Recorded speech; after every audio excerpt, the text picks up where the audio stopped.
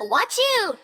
Under this moonlit glow, I mess up spells, potions spill everywhere, but you're just still here, catching my stare. Oh, weary heart so steady, witch girl so wild. One chocolate charm, and I'm big girl. No more hiding, feelings start to show. Valentine's magic, let the feelings flow. Heart watch, beating fast tonight. Your smile's the spell that feels so right.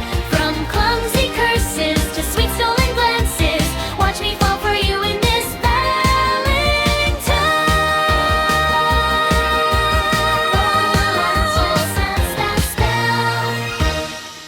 El Cachorro versus WitchWatch. Happy Valentine's, let's cast that spell. What's up, Cachorro? Sorry it's been a while, but we're finally doing the second part of the WitchWatch Season 1. I was meant to do this like a week ago. So I'm behind on videos. What else is new? I'm always running behind. So the first part of the season, we had some cool stories that revolving around story arcs of there being a doom's prophecy. Something is after this witch and her familiar have to protect her, mixed in with some scenes, little skits of her helping out fellow students by using her magic, which her goal was to become a good witch to help people with her magic. Mixed in with some slice of life kind of stuff like that. Just some funny skit stories. So from there, the second part of the first season, sorry, kind of felt like it took a little bit of a dip. It kind of went away from some of that and focused more on the side skits and even straight up some filler episodes that were completely off topic. But let's break it down more. Overall, I still did enjoy the anime. There is a season 2 on the way. It was announced. The manga is still ongoing. So I would definitely, get around to probably checking out the second season once it, drops. It might not be at the top of my watch list, but I'd definitely give it another shot. Overall, I still enjoyed the anime, even if the second part of it's a total of 25 episodes in the season. So I'll give them that. They had a huge first season, but it kind of strays away from things. So let's get down and we'll talk about it, shall we? So our previous season ended on the arc, obviously, with the warlock, the enchanter, and the werewolf wolf, where we found out the wolf was Kiego's, and he was a werewolf, and he was the familiar of the witch, and they freed him at the end. So the first episode kind of dealing with him moving into the home, join the group, and anytime he sees anything that's a crescent shape, he turns into his alter ego. So it's about them trying to control that from happening. And so that's the first part. We also get our returning character of, was it Nemu? We have a lot of fun names here. Yes, Nemu. She's still trying to, win over Marihito, but she has an issue where she runs into the wolf and she starts thinking feeling like she has a little bit of a connection to him. So he also knows that her ability to transform, so she's worried about him outing her. So he makes a plan with her that he won't out her as long as every so often she flashes him the crescent shape so he can come out to play, pretty much, and he'll keep her secret. We have a side story of Miku trying to cook, which she uses magic, which the magic is like a dust that makes anyone that inhales it, takes it to fall in love with her. So of course she accidentally spills it. So Marito catches on that knew she was up to something, so he doesn't fall for it. And when he goes to get the powder, ends up spilling it all over, which causes Tingo and Kyogo to fall for that. As they're flying away, they dust the whole town. So everybody's after her, and she said the only way to break it is she has to get a kiss, receive a kiss from her suitor, which leads to a kiss from Miho, to break the spell, which obviously is, Cloud 9 for her. Then we get this episode that deals with the ongoing anime that goes on in their universe. So this is the manga / anime that the teacher and the one student, Yuri, and what's the student's name is Kukumi, are big fans of, or tacos of. So we get a whole little thing with them. Then it delves into them working together to start. They decide they're going to make their own anime together, their own fan fiction anime from the show. So yeah, it's complete filler there. So now we get back on track with the group taking a trip to about getting a weapon that's supposed to help them against the impending doom, which they similarly still have not told her about. So they take a train up, and this is where we meet a new character that's going to become a major part of the story, is Mihiro. So he's an elementary school guy. He's carrying an umbrella. He's also very outspoken. He says whatever's on his mind. He doesn't, think about, if it's proper or not to say. So we meet his father. He's a very creepy looking priest. And then we get a scene where they get to go swimming in a river, which is your fan service for this season. Which I will have to say, this is like the most fan service you get out of this whole show. To be real. So I'll say this show does stay pretty wholesome. And it's the fact that this is the only real neglectness part about it. And then all of a sudden they notice the river starting to get a little weird, and they can't have a hard time moving, and they're attacked by a water warlock. To which Mihiro comes in to save the day. He's got his umbrella. He's a secret sword. So he's able to dispel it. And the water warlock, in one last view before he is losing, he does like a little stabbing thing with the water and stabs Mihiro, and he's dying. And then he touches Mirito and heals himself. And we find out he's a vampire.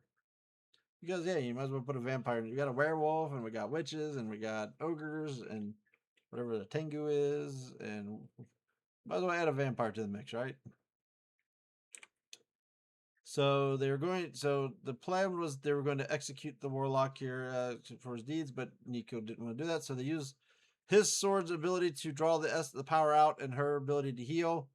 And they find out they have a way to dispel the magic away from somebody without having to kill them. So they pretty much turn him back into a normal human, and so he loses all his abilities. And this leads to them saying that Mihiro, sorry, not Marito. We got a lot of guys with names that sound very similar. Mihiro is now going to join the group, so he's going to move in with them. Because we also find out that his dad was younger, but he's been siphoning his life energy, so that's why he's gotten elderly really quick. But the familiars are magical, so they're using them as a source of energy, doesn't drain them as badly. And as they're leaving, he gets bored by board. So we're setting up this comedy act that he's very clumsy and gets injured a lot.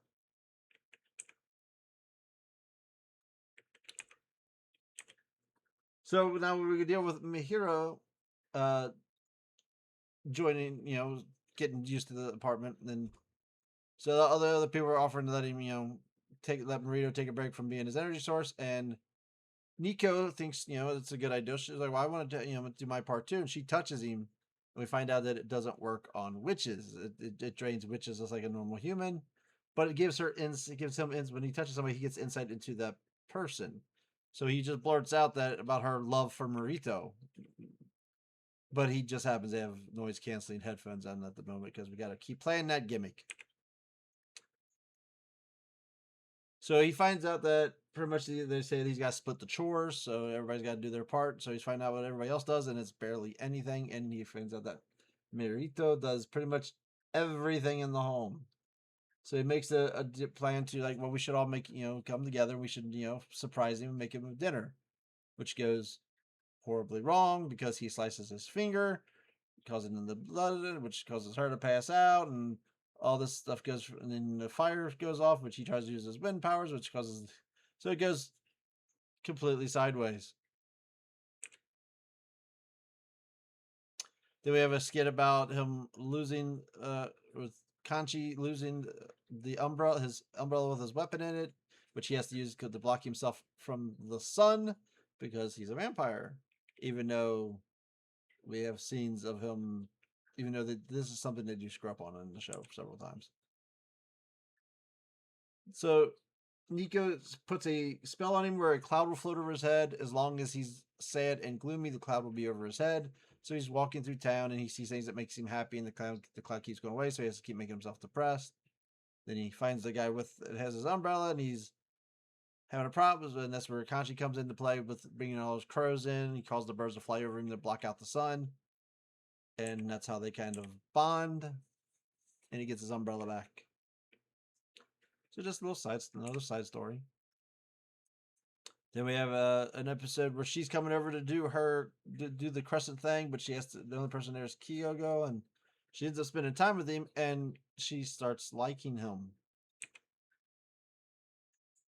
So they kind of like talk, get to talking, and they show some backstory, and he ends up releasing the wolf, and then on her part, the wolf, but she's starting to like the other version of him better. She's starting to like Kyogo a little bit. Then we have a skit about that's kind of ripping off. Oh my god, I forgot the show. Jigsaw from. Oh my god, I forgot the movie. Saw. So they're playing like a game. So all our heroes are kind of kidnapped and playing a game, but it just turns out it was a viral video joke by Kyogo, who wanted a viral video and wanted to play a new game. So, ha ha ha.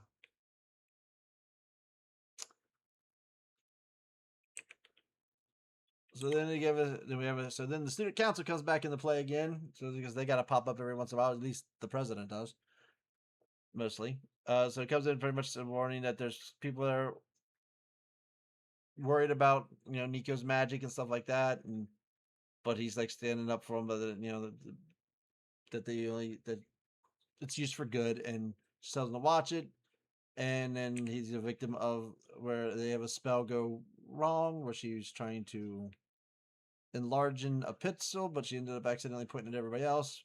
So she causes his arm to grow really long, his neck to grow really long, his fingernails to grow really long, and his hair to grow really long. So we have a nice little crazy little escapade about them trying to get back home to get the spell reversed, where they end up having to save somebody. And another little just side story.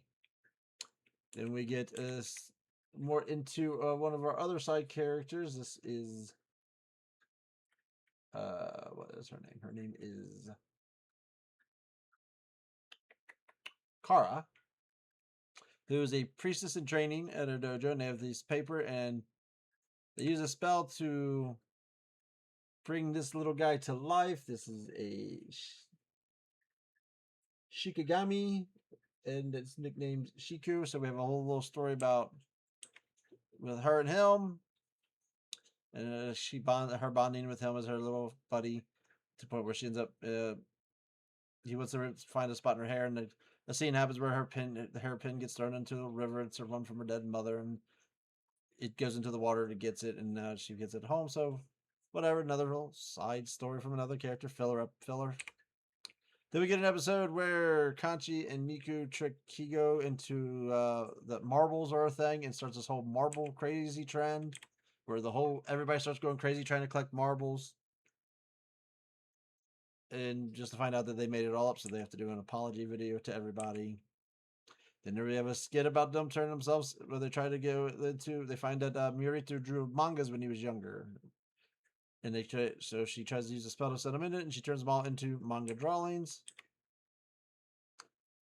So once again, so far we get we had that little arc with the vampire, but it's been nothing but just these little side stories. Nothing more fit. No, so they've gotten completely away from the main story here still. And now here's finally something that does tie back into a little bit.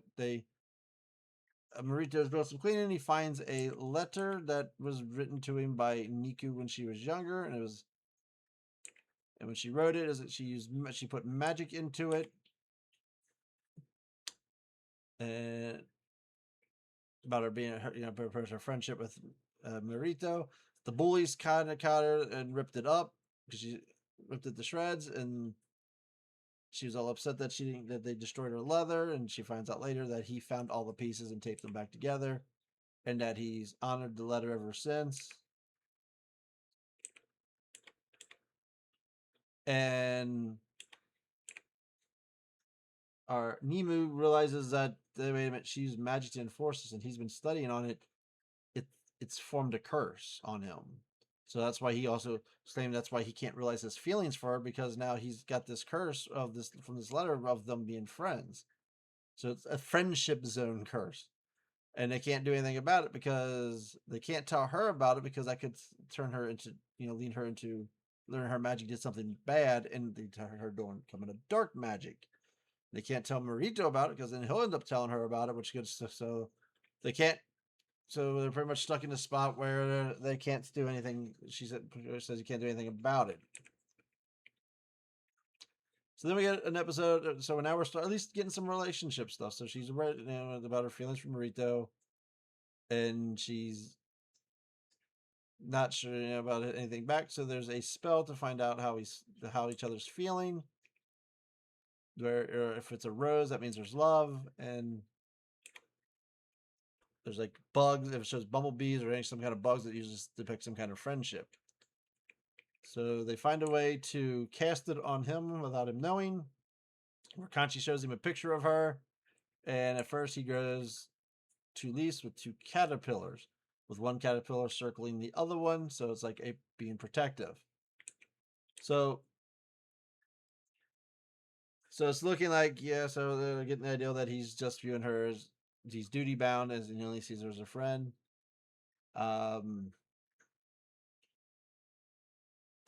Then I can't remember what it was he found. He found something that made him start thinking, and the caterpillar then cocooned itself and turned into a butterfly above him, and then the butterfly went and formed into a super butterfly that looks like a flower. So they believe.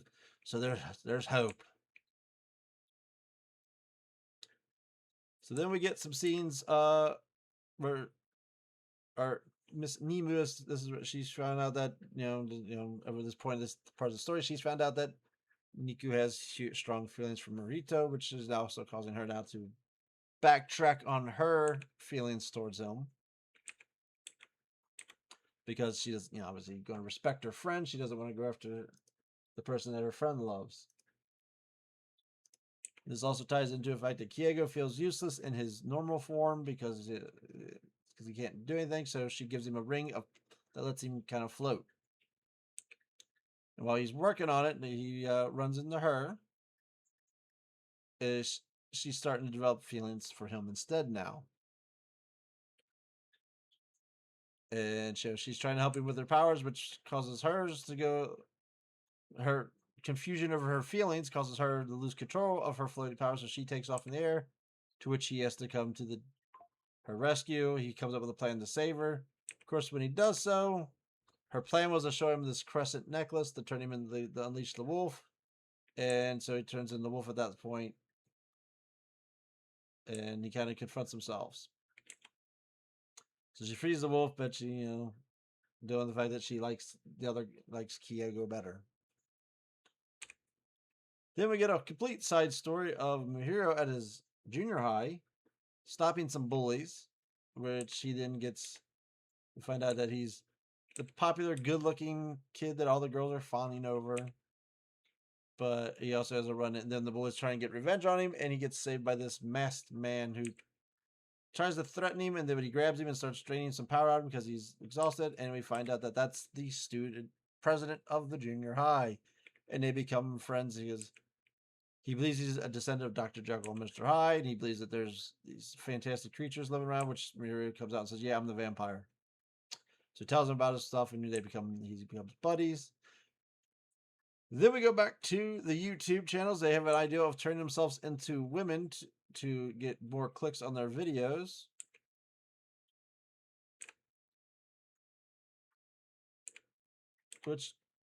So they keep going further and further, and obviously they get everybody on board on this. So they're getting all these clicks, and then a incident happens from a ball cap turned sideways, forming a crescent moon that turns Kiago and the wolf, who then flashes the camera, and they have to do an apology video, and that their account has been suspended.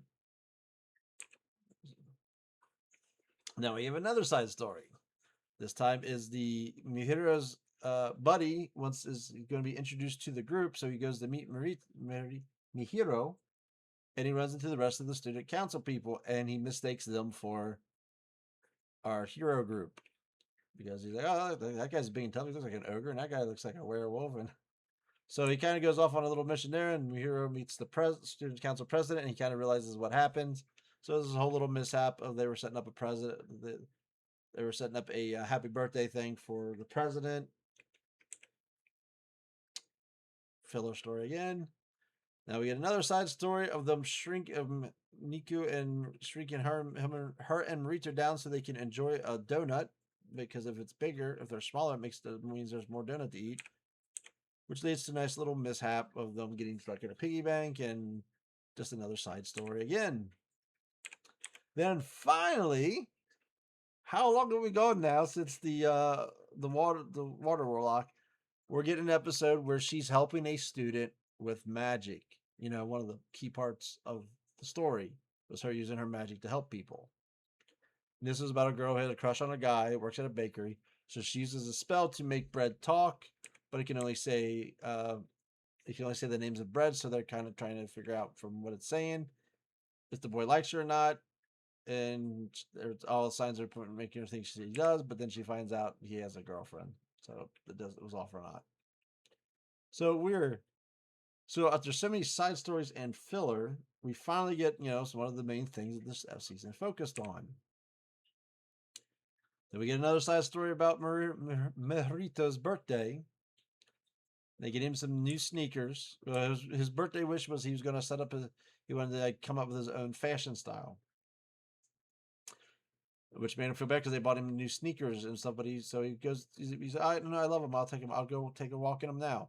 So she cast a spell on him that's supposed to bring, be good luck.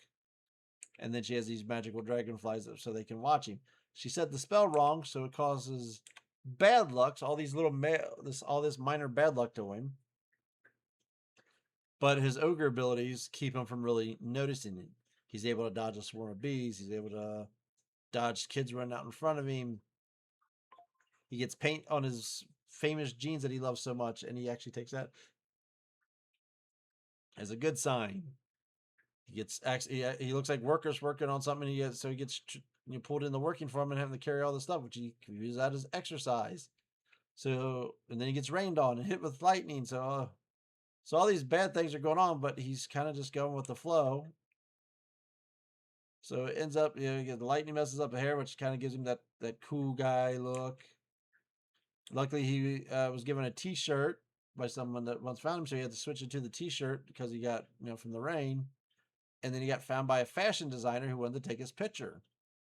So he's thinking it was a good luck. Then once the magazine got published, he realizes that none of that is his style. It was all happenstance style that happened to him. So that was where everything fell apart for him. And then we go back to the anime episode again. And this leads to the teacher and Yuri and Kimiko's they've ordered all these prints of their manga, and they're gonna sell them to people. And all the mishaps that go around that, the teacher has to work, so she isn't able to show up there. They ended up ordering more books than they were supposed. Accidentally ordered way more books than they were supposed to order. Then the dialogue was missing off the book, so she has to use her magic. So at least they tied in our main characters here. So because the teacher is busy, she asked Nico to come to help, and Nico obviously has to have Marito as his bodyguard, so he gets pulled into it too. So our main characters are at least part of this storyline this time. But so she has to use her magic to try it. She's using her magic to automatically make the words appear in the dialogue bubbles. But she has to absorb something black to make the ink work, and she accidentally absorbs Marito's hair, which turns him white, which makes him look like one of the anime characters. So that helps them out with selling stuff. And the teacher finally shows up at the end to see how everything went, and they agree to keep working and make more stuff in the future.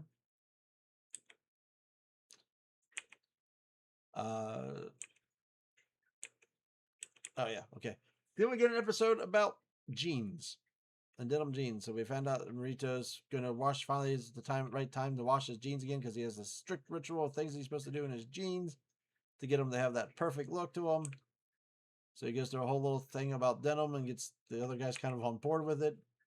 So to help her wear in help him wear down the jeans and get him, moved up, to speed up the timetable it takes to get everything put into him.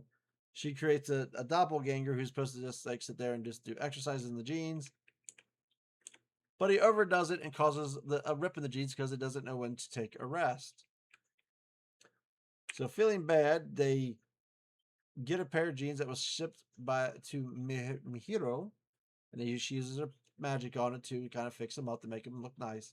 And then Marito's absolutely floored by them because they're worth 1,000,000 yen. They're like some super vintage jeans, and now we have an episode where they're watching a dating show and she asks the boys about dating, which causes an argument on who can plan the best date. So Marito goes to prove it, so he plans out a full date for him and Nico with an itinerary of everything they're supposed to do. That's right down to the time. They got to catch the train. They be at the cafe at this time, then the train to get there. And so he's kind of overwhelming her with a strict schedule for the date. But it's all so she's kind of okay. Well, it's it should be some fun stuff, but it's his stuff. They go to the cafe, but she can't get what she wants to get because it might take too long to get. And he takes her to a coffee shop, but it's a fancy coffee shop that's not really her thing. A movie that's not really her type of movie, but she's still finding good in it because it's given her insight about him. She knows it's stuff that that he's sharing his interest with her, so she's excited about that part. But he stayed up pretty late at night to make this itinerary, so eventually he accidentally falls asleep, which causes, and her seeing him sleep makes her fall asleep, so they end up missing their train. So the whole thing is he's feeling is ruined.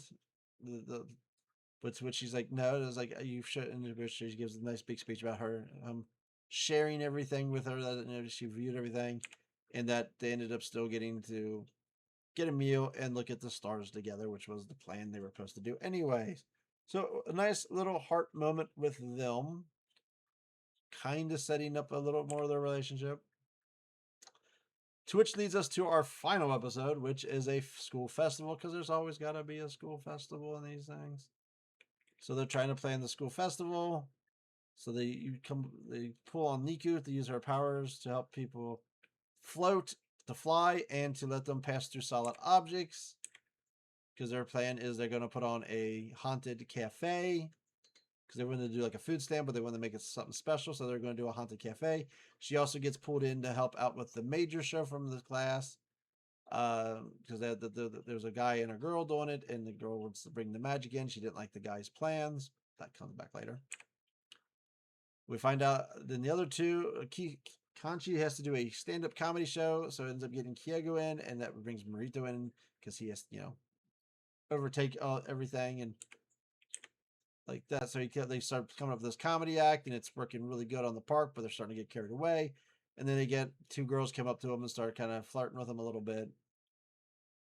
And then later they just start talking about how they don't want to just be a general blah blah, but go by the script comedy show. They want to do their own thing. So the festival starts. The Haunted Cafe is a huge hit. It's going over super well, so that works. So that planned very well. The comedy thing bombs hard because they kind of go into this trying to just do their niche comedy, and yeah, it just doesn't hit. So while they're setting up for the final, they're practicing for the final thing. We have a callback scene where the president tries to land a blow on Marito, which goes all the way back to that first episode with the student council, where he says, "If I can land a blow on you, you have to join our student council." So they are doing a good callback there, even if they do screw up sometimes. And Mihiro's out in the sunlight without an umbrella, and it doesn't bother him. But he shows him a note that somebody's going to use magic to commit a crime, so they're trying to set up Niku. So the whole gang gets set up to protect her because first Narita wants to like ban her from using her magic, just to keep her hidden. And they're like, no, you can't do that. She's got so much on the line here that she needs to be, you have to trust that we can protect her and let her live her life and do what she needs to do, or else, you're ruining her dream. So they find a guy in a mask with a bat hiding in a schoolroom. So they go chasing after him. He has the ability to run through walls, so he's been embodied by magic. So we have a whole little thing about them chasing each other all over the place, to where they end up getting him trapped, where he falls in a pool, and that's where the magic spell backfires on him, because to go through things, you have to hold your breath. Well, he falls if you hold your breath too long, though, you will start sinking to the floor. So obviously he jumps out the 4th floor and he lands in the pool, which now makes him, so since he's underwater, he has to hold his breath, which causes him to sink into the bottom of the pool. So Marito actually comes and saves him, and they unmask him and find out it's the other guy that was setting up the festival, who was jealous because his ideals didn't go through. So he had nothing to do with the Warlock storyline. But we end with the 4 vowing that they will protect her at all costs, so that she has a good, that they're embodied by they all believe in each other as a team to protect her. And then he goes up, then Marito meets up with Nico, and they walk away hand in hand. And that's how the first season ends. So yes, a lot of filler in the second, and most of these other 13 episodes. Like, we have the Warlock scene at the beginning of the water, and that's the only part of the story for the rest of the season about the whole doomsday war, some evil warlock is after, that we still don't know about. So they don't build on the main story at all the rest of the way through after that. And we only have one more skit of her using magic with helping. Well, I guess this festival, she helps the students there too. So she has just the bread girl and this festival. It was the only times only segments we have of her doing magic to help people. The rest of it's all just skits and fillers and throwaways. So you kind of see what I mean. The season fell off after the first season. They're trying to figure out the Doomsday thing. That's where they introduce all the other characters. All the familiars are kind of worked in. Then you have the big arc with Wolf towards in the mid part there, and then it just drops off. So now, from looking at a list of characters, I do see characters we have not been introduced to. So we do have some new people to be. Not too many, though, to be fair. So we have one more that looks like they're going to join our posse. I mean, it's a harem, but not a harem, because they all live. One girl living with a bunch of guys, so it feels like a harem. It ain't. So it looks like there's one more that's supposed to join that. 2 more side witches. Looks like we've met everybody we're going to meet from the school, because all these people have already been seen. And then we've met the entire student council. And okay, we've already seen those 2. There's another bad guy. Then there's the side characters from the side anime. So yeah, so what's that? 4 characters for this? Those 4 main characters we have not been introduced to yet.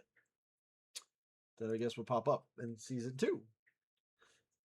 So another fun little website I have is where it shows you where's the anime leave off. So we're pretty much the first season covered for the most part up to volume 9, chapter 72. We're currently on, I think, volume 25. I said was just released, so we got a lot of stuff to read. Although they just says the anime does skip around a lot and pulls some stuff.